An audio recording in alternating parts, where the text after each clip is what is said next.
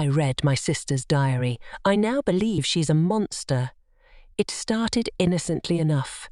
I was just looking for a pen to borrow and her diary was lying there, open, tempting me with its secrets.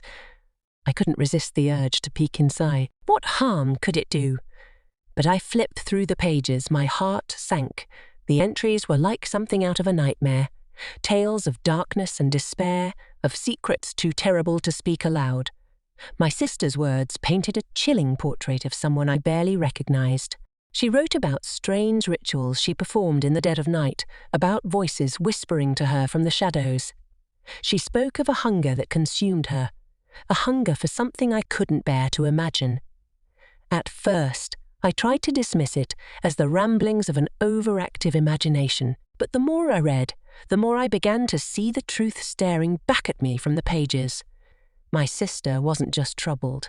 She was something else entirely. I started to notice things about her that I'd never seen before. The way her eyes would linger on me, cold and calculating. The way she moved, like a predator stalking its prey. It was as if she were wearing a mask, hiding her true nature from the world. I tried to confront her, to ask her about the things I'd read in her diary. But she just laughed it off, dismissing my concerns as childish fantasies. And yet, I couldn't shake the feeling that she was hiding something dark and sinister. As the days passed, I became increasingly paranoid. Every shadow seemed to conceal a lurking threat, every noise a whisper of danger. I couldn't sleep, couldn't eat, consumed by the fear of what my sister might be capable of. Then, one night, I saw it. I awoke to the sound of chanting coming from my sister's room, a low, guttural sound that sent shivers down my spine.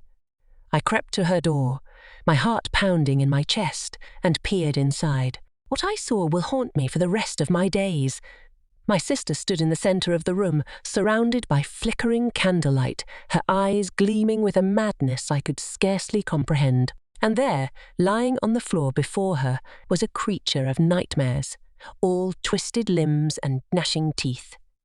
I wanted to scream, to run, to escape from the horror unfolding before me. But something held me rooted to the spot, some primal instinct that told me to stay and bear witness to the truth.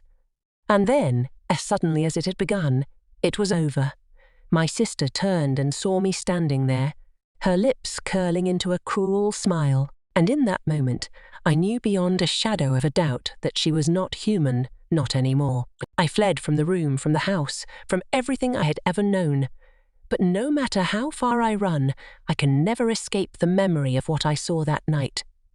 My sister may wear the face of a girl, but beneath that mask lies something far more terrifying. A monster in human skin,